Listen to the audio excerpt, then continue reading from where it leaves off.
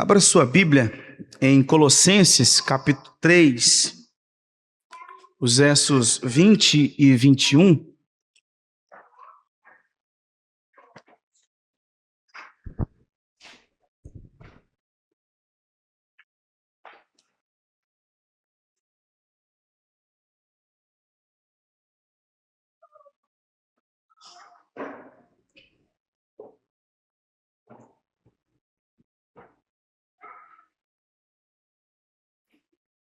Colossenses, capítulo 3, versos 20 e 21.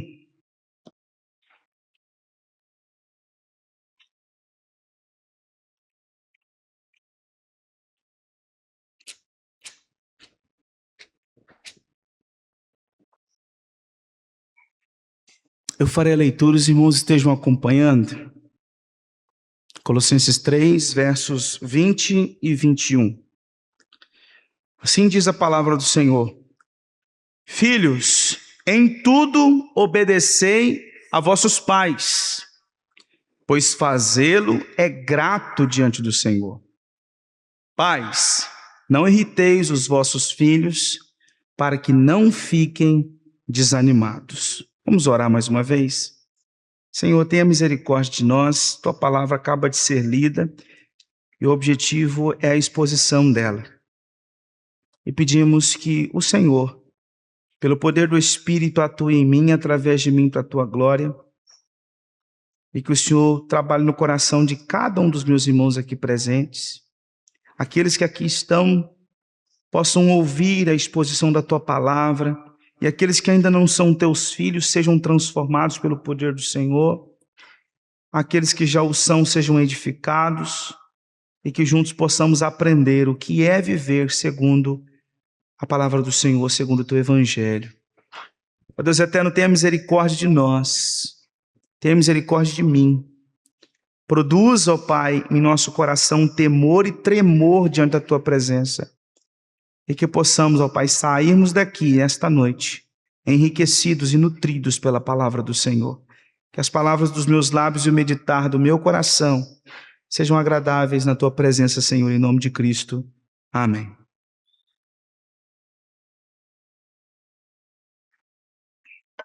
Irmãos, quando a gente lê um texto como esse, e quando nós geralmente ouvimos pregações ou palestras sobre educação de filhos e sobre a relação dos filhos com os pais, geralmente nós ouvimos muitas ilustrações e ensinos que são orientações práticas de como o filho deve obedecer ao pai, de como que os pais devem educar os seus filhos.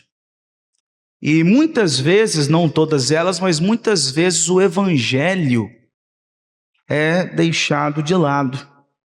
Às vezes nós percebemos em muitas congregações que compõem a igreja brasileira, aquela percepção de que o evangelho ele é algo útil apenas para transformar alguém em filho de Deus.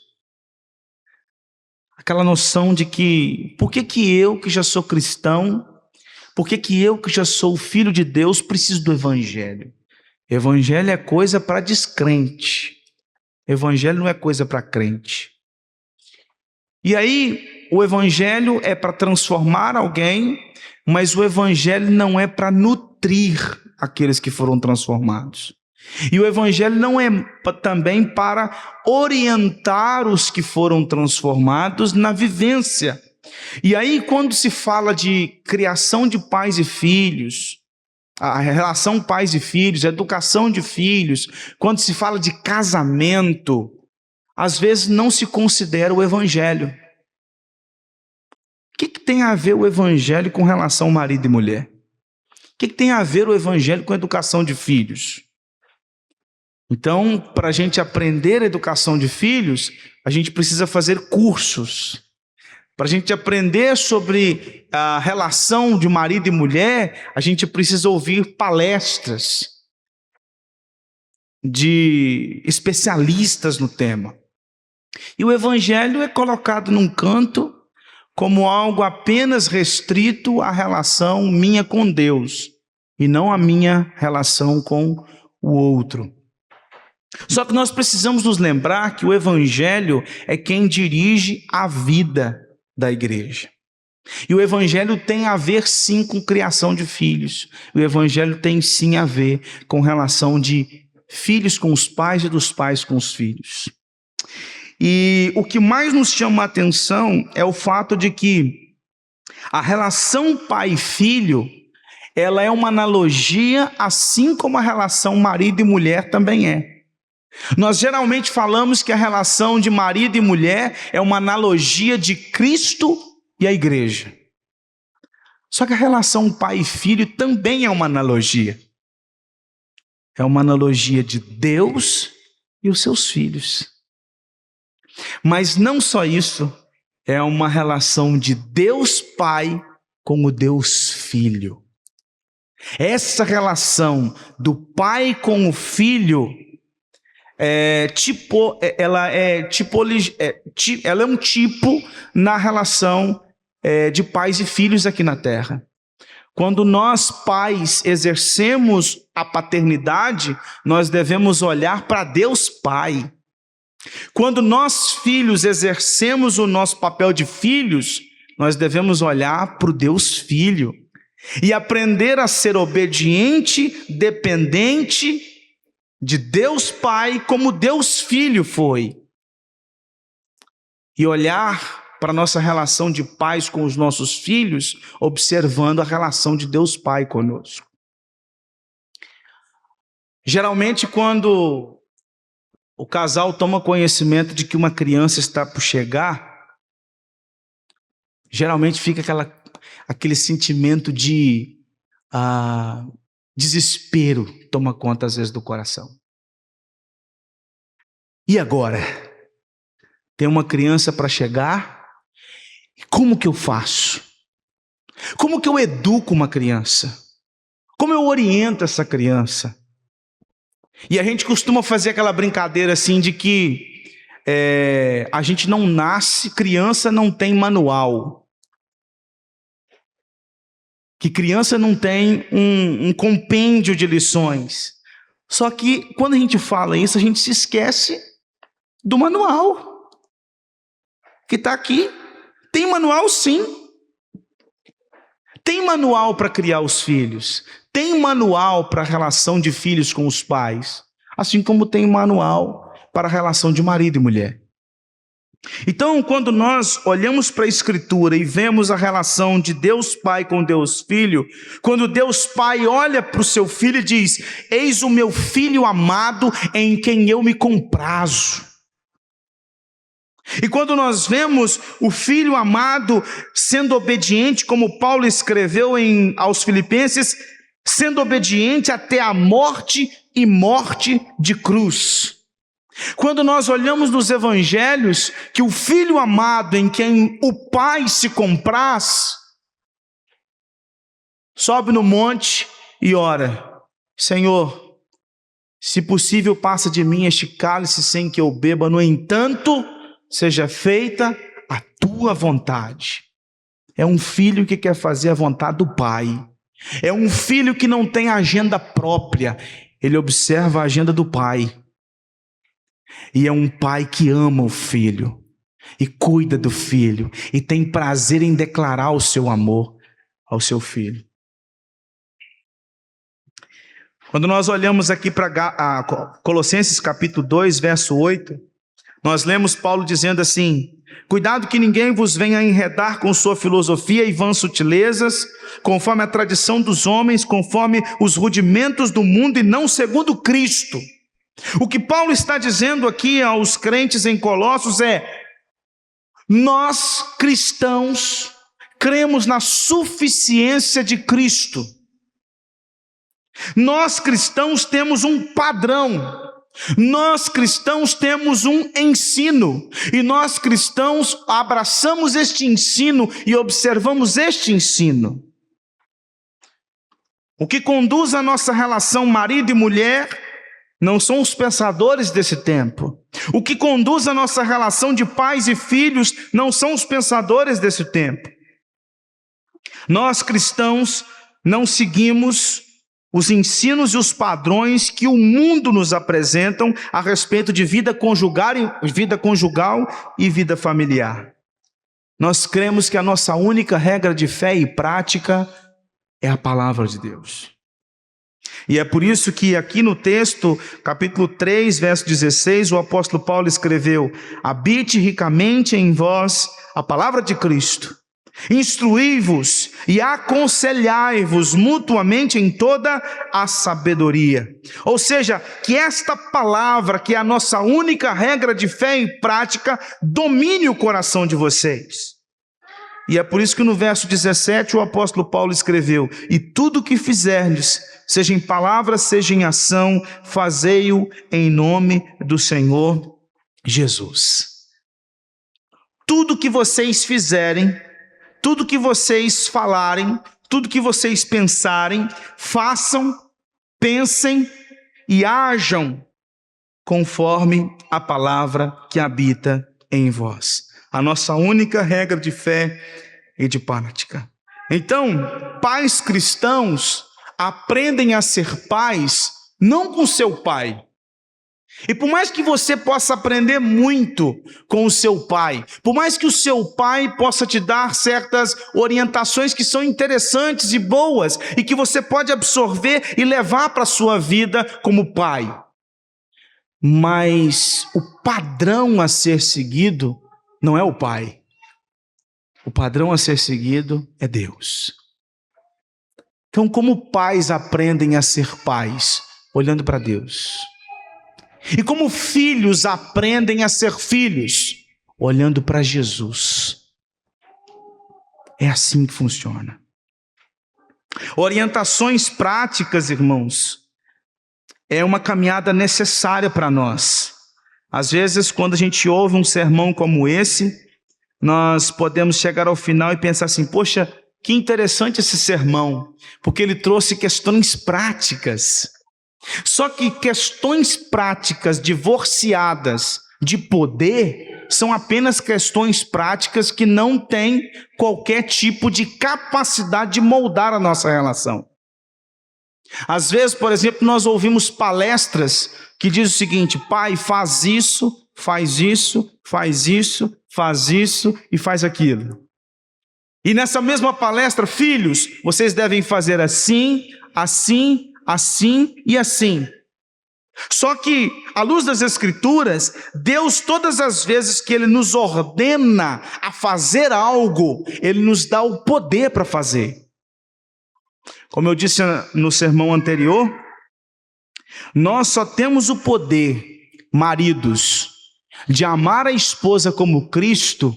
Nós só temos a capacidade de amar a esposa como Cristo porque nós encontramos o poder para isso. Mulheres só têm a capacidade de serem submissas ao seu próprio marido porque elas encontraram o poder para isso. E no sermão anterior eu disse que nós não chegamos para um desses bancos e dizemos o seguinte: levante e vá para casa. Porque é uma coisa, é um objeto, ele não tem poder para sair andando por aqui. Mas se eu dou a este banco vida, ele tem a capacidade de andar. Aí eu posso dizer para ele: levanta e anda.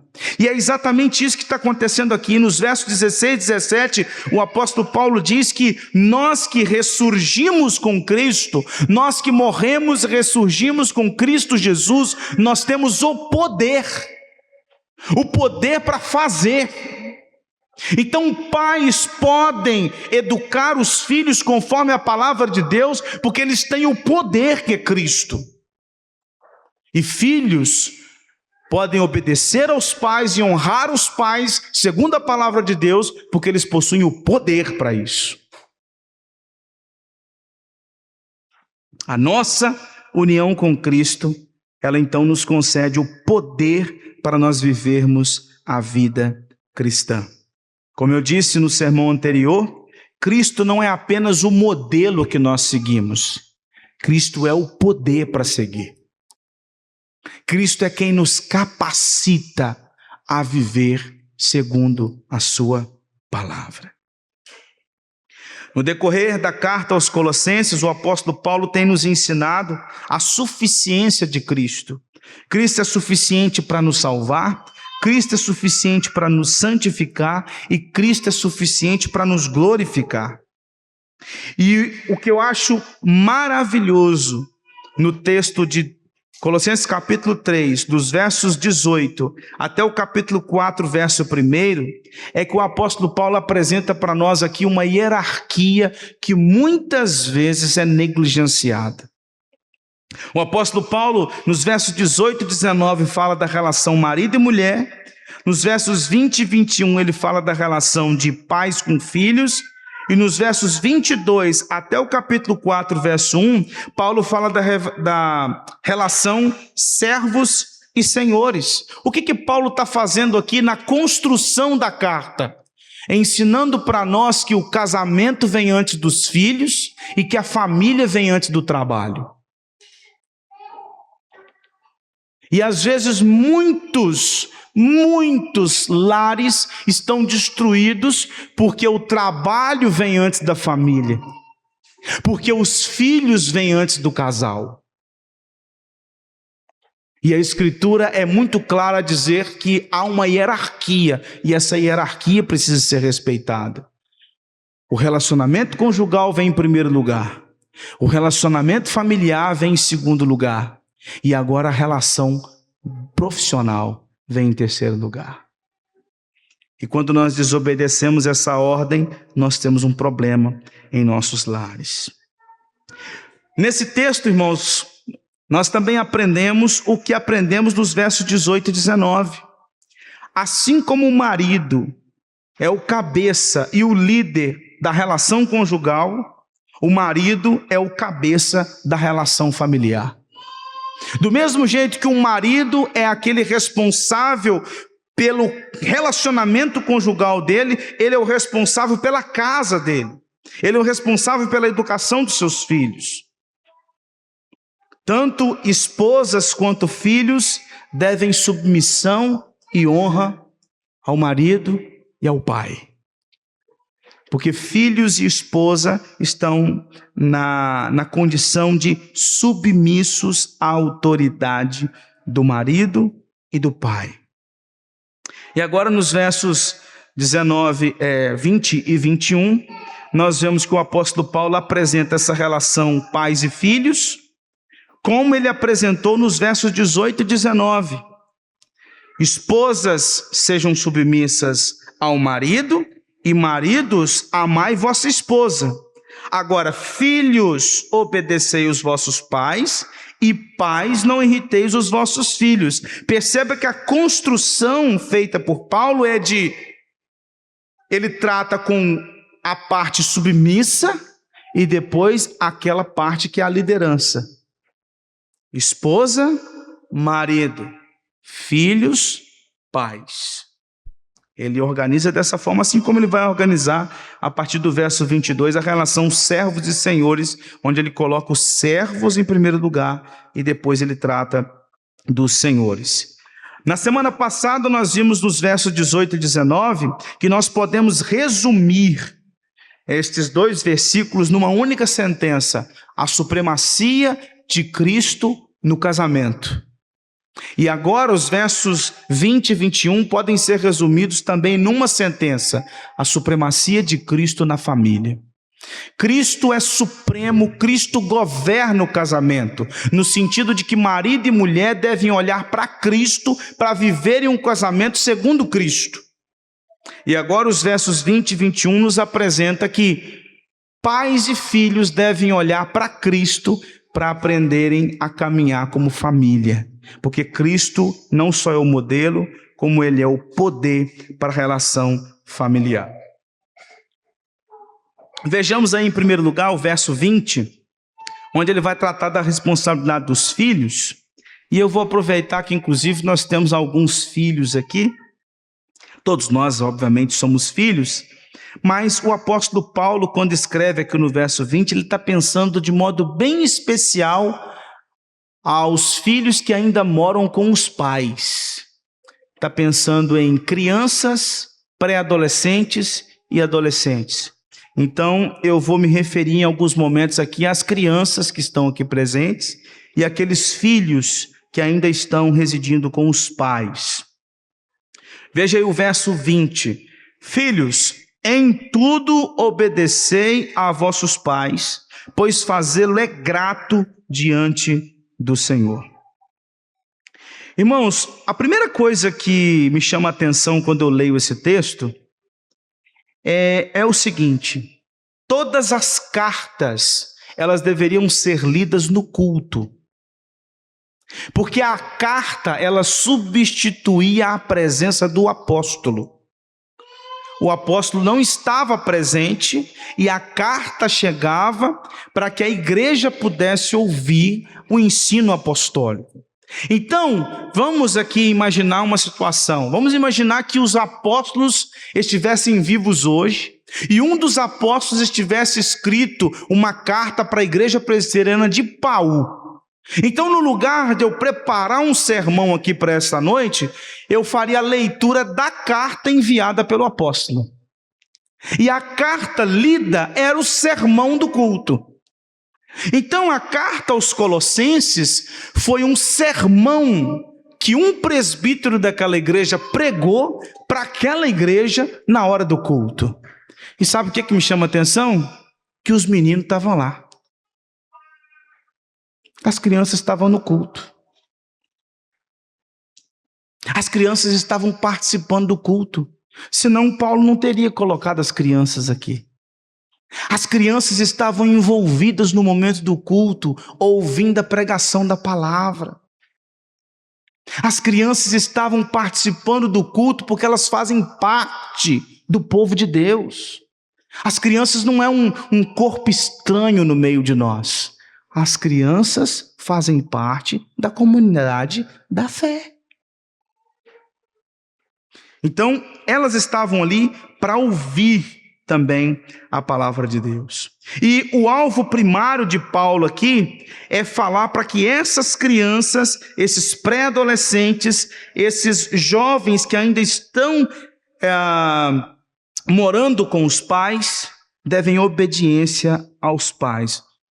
Depois eu vou trabalhar sobre os filhos que já são casados, mas em primeiro momento nós vamos tratar aquilo que Paulo fala na carta, tá?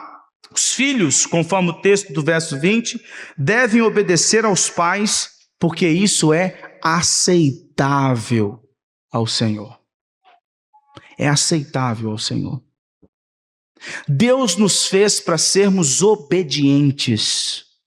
E a obediência faz parte de uma relação entre o líder e o liderado. E no caso da relação familiar, filhos devem obediência aos pais. E aqui ele está deixando muito claro: filhos, em tudo obedecei a vossos pais, pois fazê-lo é grato, ou seja, é aceitável, é agradável diante do Senhor. Por que filhos devem obedecer aos pais? Porque obedecer aos pais é obedecer a Deus. Os filhos precisam entender desde cedo que obedecer ao pai não é por causa do pai. Obedecer ao pai por causa de Deus. É obedecer ao pai não por causa da palavra do pai, mas obedecer ao pai por causa da palavra de Deus. E aqui quando nós lemos no verso 20 que filhos devem obedecer em tudo, obviamente que Paulo não está se referindo aqui ao fato de uma obediência relacionada a pecado. Lá em Atos capítulo 5, verso 29, nós aprendemos que nós precisamos obedecer antes de qualquer coisa a Deus. Então, se um líder, seja ele no cenário civil, religioso ou familiar, dirige os seus liderados na contramão da palavra de Deus, estas orientações e essas ordenanças devem ser questionadas. Então os filhos não devem obedecer aos pais quando os pais conduzem os filhos na contramão da palavra de Deus. E o filho tem todo o direito de questionar e dizer: isso não condiz com a palavra de Deus. Não devem seguir o exemplo de pais que não estão dando exemplo segundo a palavra de Deus. Nós sempre temos que nos lembrar, irmãos, que o pecado, ele faz com que a relação pais e filhos, ela seja imperfeita, assim como a relação de marido e mulher. Assim como não existe casal perfeito ou casamento perfeito, não existe família perfeita. Não existe educação de filho perfeita. Porque são pecadores se relacionando. E onde pecadores se relacionam, nós temos pecado. E o pecado é imperfeição. E é por isso que nossos filhos são desobedientes. Porque nós somos desobedientes. Nossos filhos são desobedientes porque nós somos desobedientes. E a desobediência é uma marca dos últimos dias. Lá em 2 Timóteo capítulo 3, verso 2, o apóstolo Paulo disse que uma das marcas do último dia é que os homens seriam desobedientes aos pais. A anarquia familiar é a maior marca dos últimos dias. De filhos que não honram e não obedecem aos seus pais. Mas nós, como cristãos, como filhos, precisamos olhar para Jesus. Então, crianças, adolescentes, jovens, vocês que estão aqui, vocês precisam olhar para Cristo. Ele é o filho amado em quem Deus se compraz. Você quer aprender a ser obediente ao seu pai? Olhe para a obediência de Jesus. Você quer aprender a ser dependente de Deus? Olhe para a dependência de Cristo com o seu pai. Ele é obediente até a morte e a morte de cruz. Ele honrou seus pais quando criança. Quando nós vamos lá em Lucas capítulo 2, verso 51, nós lemos que Jesus, quando tinha 12 anos, estando ali no templo, o texto diz que ele crescia e ele era obediente aos seus pais. E depois lá em João capítulo 19, verso 26, já um homem maduro, pendurado na cruz, ele olha para sua mãe, no pé da cruz, olha para o discípulo amado e diz: eis aí tua mãe. E olha para a mãe e diz: eis aí teu filho. Naquele momento, Jesus, que estava partindo, se preocupou com a sua mãe que estava ficando. Ele se preocupou com a dor da sua mãe. E ele pede o consolo de João. E ele pede para que Maria se consolasse com João. Ele honra a sua mãe até o último segundo de vida. Então, filhos precisam aprender a ser obedientes com Cristo. Ele é o alvo, Ele é o padrão, Ele é o modelo.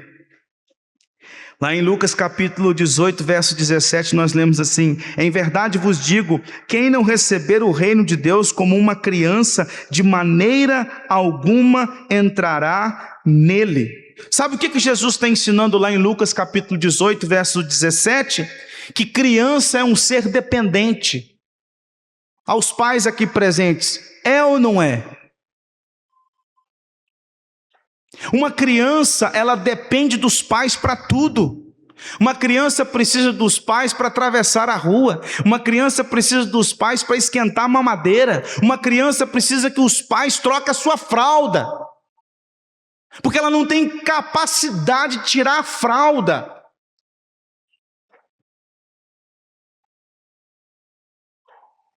E aqui Jesus está ensinando: filhos, sejam dependentes ao vosso pai, assim como uma criança é dependente do seu pai.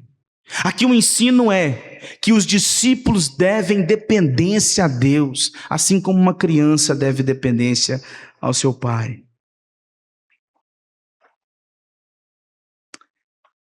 Uma coisa muito importante aqui que os pais precisam entender também é que os nossos filhos, eles são incrédulos.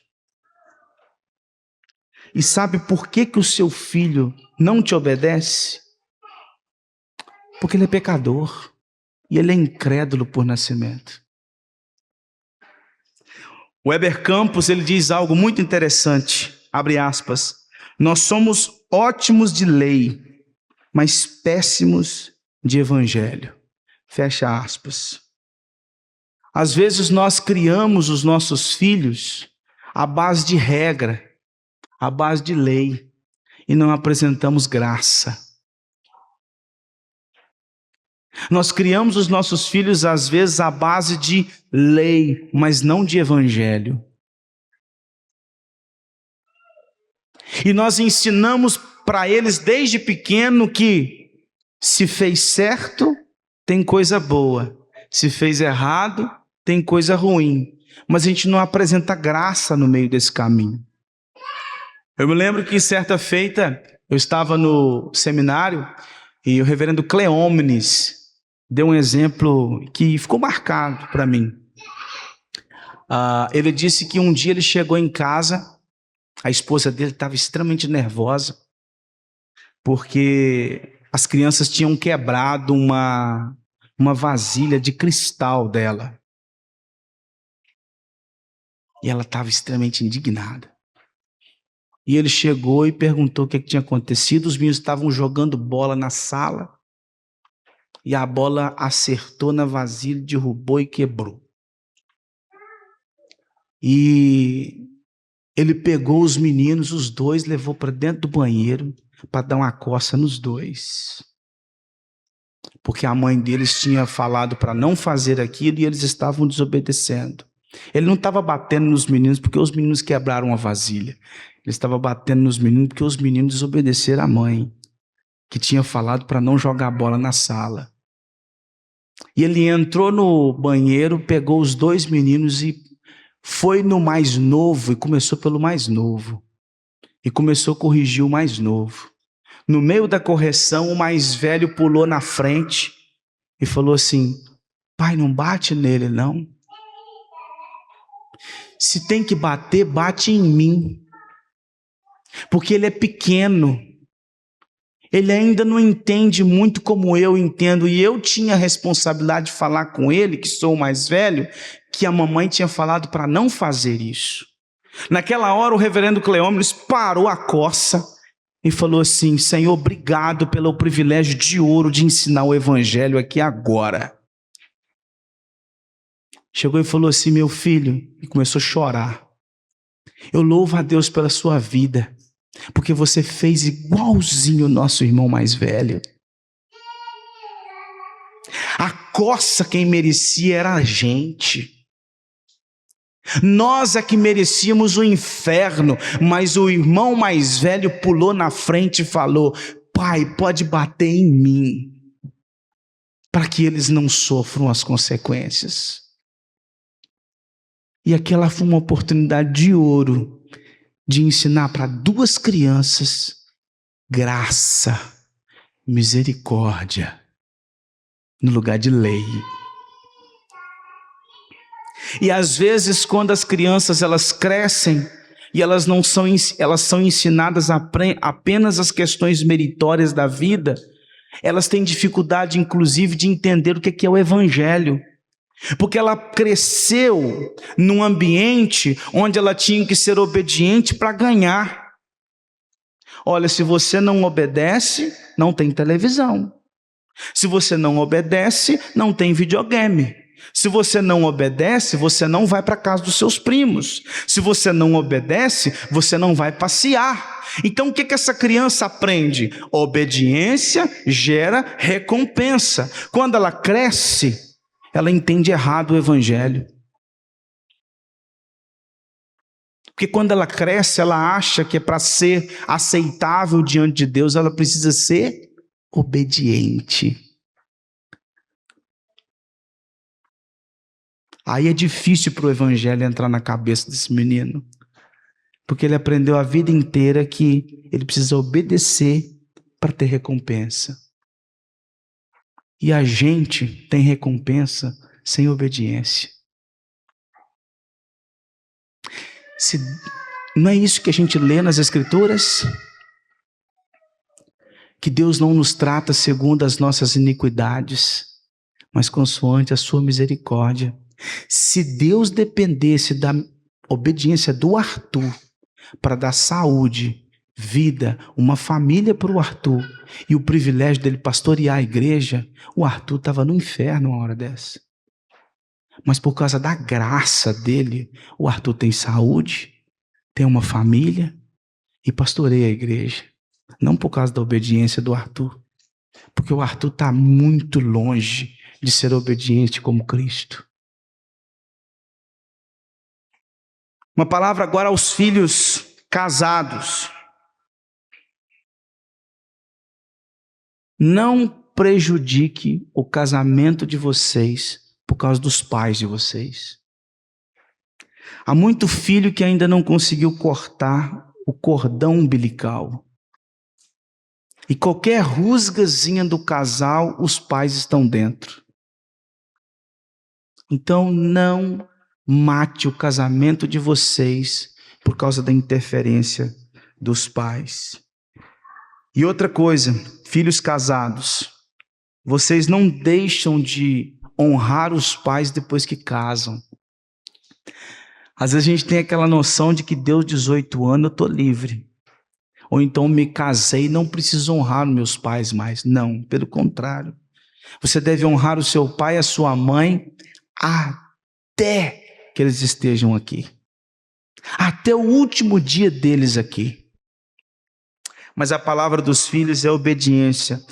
Então, crianças aqui presentes, crianças, jovens, obedecer ao pai é obedecer a Deus. Quando vocês não obedecem os pais de vocês, vocês estão desobedecendo a Deus. Então vocês devem pedir para que Jesus mude o coração de vocês e ensine vocês a serem obedientes. Agora no verso 21, Paulo diz: pais, não irriteis os vossos filhos para que não fiquem desanimados. Primeira coisa interessante desse texto é que pais do verso 21 não é o mesmo pais do verso 20. No verso 20 está escrito assim: filhos, em tudo obedecei a vossos pais. E a palavra pais no original grego traz a ideia de pai e mãe, e poderia ser traduzido por progenitores. Então o que Paulo está escrevendo aqui no verso 20 é o seguinte: filhos, sejam obedientes ao seu pai e à sua mãe. Os dois estão em pé de igualdade na relação com vocês. Mas agora no verso 21, a palavra de Paulo é para os homens. A palavra grega lá é outra, e é uma palavra que se refere ao homem. Então aqui, pais, não é pai e mãe. O verso 21 é pais homens. Pais, não irriteis os vossos filhos para que não fiquem desanimados. Sabe por que Paulo está falando isso? E sabe por que Paulo está usando a palavra que se refere a pai homem? Porque o pai é o responsável pela educação dos filhos. Só que nós estamos numa cultura onde a educação dos filhos é competência da mãe. O pai sai, trabalha, conquista o dinheiro da casa, põe o dinheiro dentro de casa, mas quem educa os filhos é a mulher. Quando os filhos estão desobedientes, nossa cultura ensina o quê? Os seus filhos são desobedientes. A nossa cultura ensina o quê? Isso é culpa dos seus filhos. São pais que muitas vezes não fazem ideia de como que está a vida espiritual dos filhos. Pensa numa situação aqui. Imagine que você chegue para um empresário que tem uma grande empresa e vira para ele e diz o seguinte: como está o faturamento da empresa? Ele diz assim: rapaz, você sabe que eu sei que a gente está indo bem. Aí você pergunta para ele: quanto vocês faturaram no ano? Eu não sei, tem gente que faz isso para mim. Eu tenho pessoas responsáveis que fazem isso. Você tem quantos funcionários? São muitos. Mas quantos funcionários você tem?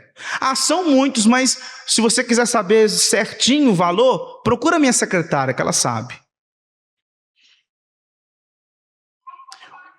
Um chefe assim, um empresário assim, a empresa só é dele, mas ele não cuida daquilo que é dele.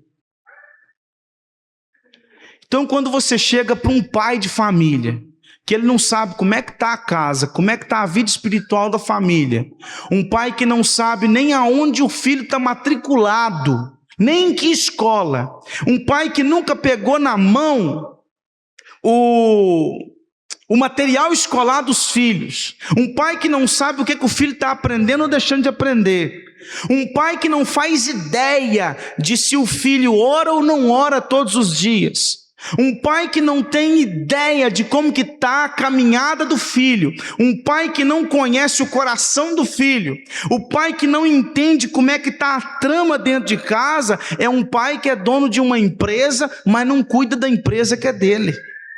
Ele tem gente para fazer isso.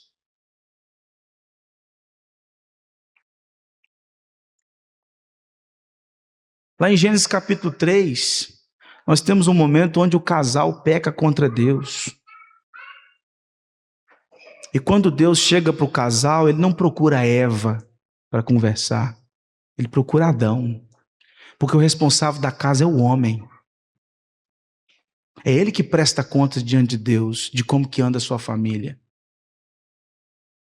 É ele que presta conta diante de Deus de como que anda a criação de seus filhos. Os maridos não devem depender das esposas quanto à educação dos filhos. Os homens são os responsáveis pela vida espiritual da família. É o homem que tem que procurar os filhos para saber se eles já oraram hoje. É o pai que precisa buscar os filhos e perguntar se eles já leram a Bíblia hoje.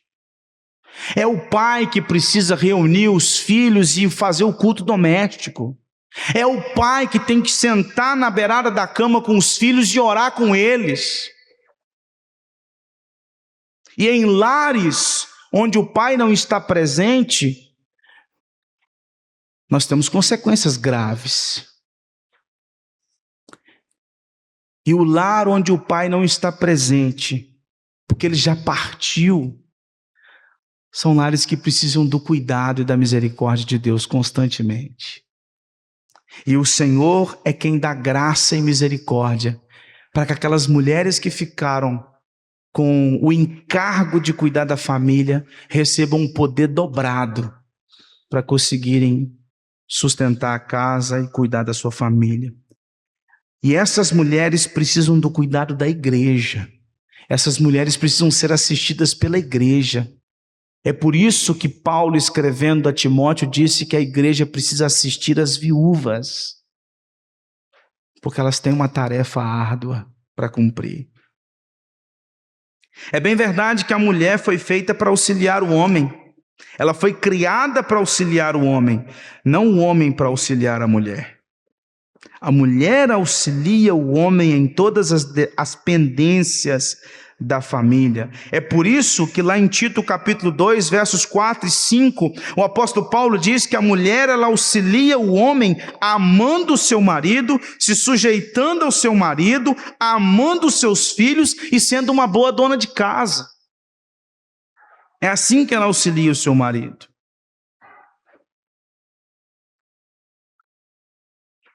O homem precisa do auxílio da mulher porque ele não consegue fazer sozinho. A tarefa é árdua. Cuidar de uma casa não é fácil. Educar os filhos não é fácil. Organizar uma família não é fácil. E é por isso que Deus olhou para ele e disse: não é bom que o homem esteja só. e essa mulher vai ajudá-la. Aqui no verso 21, Paulo diz: pais, não irriteis os vossos filhos para que não fiquem desanimados. O que é isso, Paulo? Paulo está falando aqui para os homens, porque geralmente o homem é aquele que tem pavio curto e que vai realizar algumas ações que vão irritar os filhos e vai desanimar os filhos. E aqui nós podemos trazer algumas ilustrações de como que um pai irrita os filhos ao ponto de deixar os filhos desanimados. Primeira ilustração é quando os filhos ficam desanimados, ficam sufocados, quando eles são super protegidos. E aqui super protegido é quando o pai quer controlar o destino do filho. É quando o pai quer criar o filho dentro de uma redoma. É quando o pai quer dirigir a vida do filho e o filho tem que andar numa corda bamba e ele não pode sair de maneira nenhuma. O pai o filho é um projeto. O filho é um projeto. E às vezes o pai olha para o filho e fala assim: tudo aquilo que eu não fui na minha vida eu quero que você seja. E ele cerca o filho de todas as formas e controla a vida do filho. Um filho criado desse jeito, ele vai ficar extremamente irritado, porque ele não tem a liberdade de ser quem ele é, porque ele tem que ser aquilo que o pai quer que ele seja. Outra forma de pais irritarem os filhos e desanimar os filhos é quando os pais fazem comparação entre filhos e entre os filhos dos outros. Quando o pai começa a dizer para o filho: você não é tão inteligente como seu irmão, você não é tão capaz como seu primo. Quando pais fazem esse tipo de comparação, eles irritam e desanimam os filhos.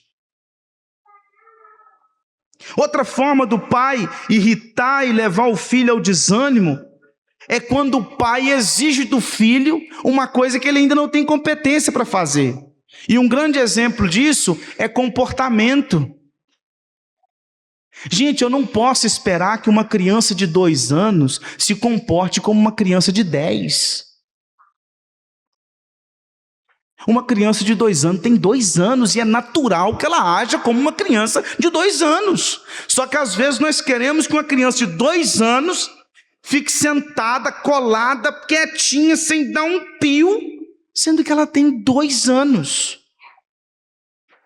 Então, quando nós forçamos os nossos filhos a terem um comportamento não adequado com a realidade deles no momento, nós também os deixamos desanimados. Outra forma do pai irritar o filho e levá-lo ao desânimo é quando o pai é incoerente na disciplina. Quando o pai um dia corrige de um jeito e outro dia não corrige. É um pai que não tem palavra. É um pai que fala: olha, se você fizer isso, você vai apanhar, mas ele nunca apanha. Se você fizer isso, você vai ficar de castigo, mas ele não fica. Isso leva o filho à irritação e ao desânimo de saber que o seu pai não tem palavra, não tem comportamento. Outra forma é pais que exageram na disciplina dos filhos e no lugar de corrigir, espancam os filhos. No lugar de corrigir, maltratam os filhos. E aí é óbvio que vai levar a criança ao desânimo. Outra forma de irritar o filho e levar o filho ao desânimo é quando os pais negligenciam a paternidade. Quando o pai não é um homem presente na vida do filho. Quando o pai é ausente. Quando o pai é ausente, o filho fica desanimado. Isso tanto para o homem quanto para a mulher. Ou seja, tanto para o filho homem, né? Vou colocar aqui igual no interior. Tanto para o filho homem quanto para o filho mulher. Tanto a menina como o menino precisam da figura do pai presente. Quando o pai não está presente, o pai está sempre ocupado, o pai está sempre trabalhando, o pai nunca para em casa, o pai não joga uma bola. O pai não senta, né, Silas, para poder fazer voz de Mickey. Quando o pai... E o pastor, quando o pai não está ali e o filho o vê, isso leva o filho ao desânimo. E uma coisa muito interessante, às vezes nós adultos não paramos para pensar, mas filhos às vezes ficam desanimados quando o pai não cuida da sua esposa. Quando o marido não é um marido que ama a esposa, isso também faz com que o filho fique chateado, porque ele está vendo o pai dele tratando mal a sua mãe. Isso desanima. Pais precisam se lembrar que às vezes os filhos precisam de disciplina. E disciplinar não é errado, é bíblico. Às vezes a gente que quer ser mais inteligente do que o próprio Deus. Provérbios capítulo 3, verso 24 diz assim: o que retém a vara aborrece a seu filho, mas o que o ama cedo o disciplina. Olha que interessante, o que retém a vara demonstra não amar o seu filho. Às vezes nós queremos educar os nossos filhos sem vara, para demonstrar uma sabedoria que seja até maior do que a própria sabedoria de Deus. E se a Escritura diz que a vara tem utilidade na relação dos pais com os filhos, é porque ela tem utilidade. E até o próprio Deus usou a vara. E aí quando a gente fala assim, não, a gente não vai usar a vara. Eu não estou falando para você poder espancar o seu filho, eu não estou falando para você violentar o seu filho, e eu não estou falando que você tem que usar a vara para tudo, mas vai ter momento que você vai ter que usar a vara. Lá em Hebreus capítulo 12 nós lemos que Deus, como um bom pai, ama os seus filhos, disciplinando os seus filhos. Uma palavra agora para os pais, e tanto homem quanto mulher, tanto o pai quanto a mãe. Pais, agora os pais aqui que já têm os filhos casados. Primeira palavra para vocês, não interfira no casamento dos seus filhos, a não ser que vocês sejam chamados para isso. E quando forem chamados, vão com sabedoria. Entra lá com sabedoria e mais, com imparcialidade, que talvez seja a pior parte. Porque se a filha chega chorando no colo da mãe, você acha que ela vai defender o genro? Se o pai chega chorando no colo, se o filho chega chorando no colo da mãe, você acha que a mãe vai defender a nora? É claro que eles vão ser parciais. Então, pais, sejam o mais imparciais possível quando vocês forem convidados a consolar, a aconselhar o relacionamento dos filhos de vocês. Pai e mãe aqui presente, entenda que os filhos de vocês não são de vocês. Herança do Senhor são os filhos. Eles são como flecha nas mãos do guerreiro. Então, pai e mãe, vocês não devem criar os filhos para vocês. Vocês devem criar os filhos para Deus.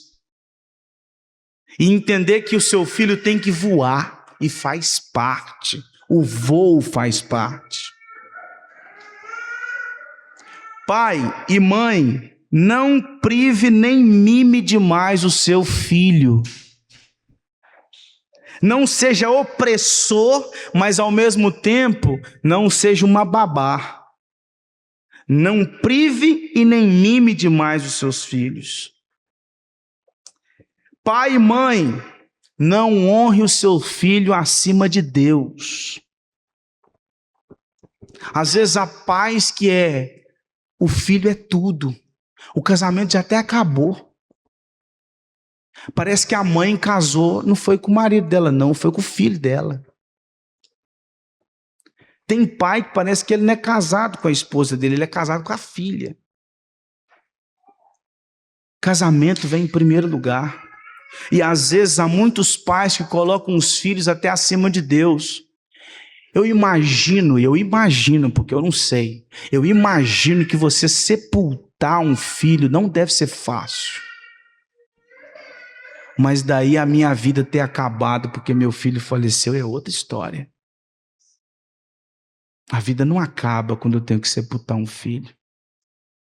Porque a minha razão de viver não é meu filho, a razão de viver é Deus. Nós precisamos entender também, irmãos, que filhos ensinam os pais a serem obedientes olhando para Cristo. E os pais ensinam os filhos graça, como Deus nos ensina graça e exerce graça todos os dias sobre nós. Caminhando para a conclusão, irmãos, tanto pais e filhos precisam da graça de Deus para viver em família. Não existe educação de filho perfeita. Seu filho vai desobedecer e você vai falhar como pai e como mãe.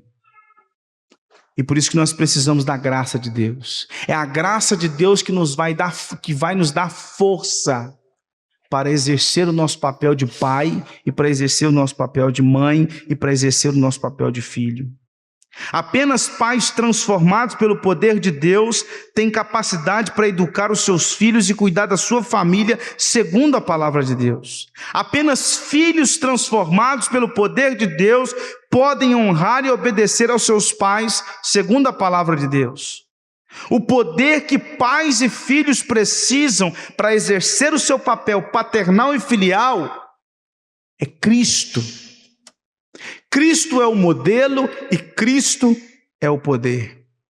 E por fim, se nós desejamos desfrutar de harmonia no lar, o Evangelho precisa saturar a nossa família. Lares onde o Evangelho domina são lares felizes. É um lar harmonioso, porque ali existe graça, misericórdia e amor. Não é um ambiente regrado a regras. Porque um ambiente regado a regras é um ambiente sufocante. É um ambiente difícil. Cheio de regras, cheio de leis, cheio de pode e não pode. Mas um relacionamento, uma família onde existe graça, misericórdia e amor é um ambiente regado pelo Evangelho. E esse ambiente regado pelo Evangelho usufrui de felicidade, alegria e paz. Vamos orar? Pai, muito obrigado pela oportunidade de estudarmos mais a Tua palavra nesta noite. Pai, os pais aqui presentes estão aprendendo a ser pais. Mesmo aqueles que já têm os seus filhos jovens, até mesmo aqueles que já têm os seus filhos casados, ainda estão aprendendo a exercer a paternidade. E Pai, eu peço ao Senhor que dê sabedoria a mim e aos meus irmãos que são pais. Porque sem a graça do Senhor, a gente nunca vai conseguir cuidar dos nossos filhos. A gente nunca vai conseguir educar os nossos filhos. Sem o poder de Cristo, nós não temos condições de pôr em prática a Tua palavra. Então, Pai, nos ajude. Nos ajude a olhar para Cristo. Nos ajude como pais a olhar para a paternidade do Senhor e aprender com o Senhor a como educar os nossos filhos. E Pai, aos filhos que aqui estão, em primeiro lugar as crianças e aos jovens que aqui estão, tem misericórdia, Pai. Ajude esses meninos a serem obedientes, principalmente as crianças que ainda estão nesse processo mais difícil de aprendizado, que às vezes, ó Pai, são desobedientes, que não conseguem respeitar a ordem dos pais. Pai, que o Teu Espírito Santo venha transformar o coração desses meninos e venha conceder-lhes o poder para que eles tenham condições de serem obedientes. Aqueles que já são jovens, e que já possuem, ó Pai, o Espírito Santo em seu coração, que já foram transformados pelo poder do Senhor, ajude esses meninos a serem obedientes aos seus pais. Ó Deus eterno, aqueles que já são casados, que também possam honrar os seus pais, que possam honrar o nome dos seus pais, e que sejam um instrumento de bênção na vida dos seus pais. E aos pais que já possuem os seus filhos casados, lhes deem sabedoria para orar pelos seus filhos, pelo casamento dos seus filhos, orar pela educação dos seus netos, aqueles que já têm, orar para que o Senhor lhes conceda sabedoria quando eles forem chamados para dar um conselho, uma exortação, uma repreensão, talvez num momento difícil em que seus filhos estejam enfrentando na família ou no casamento.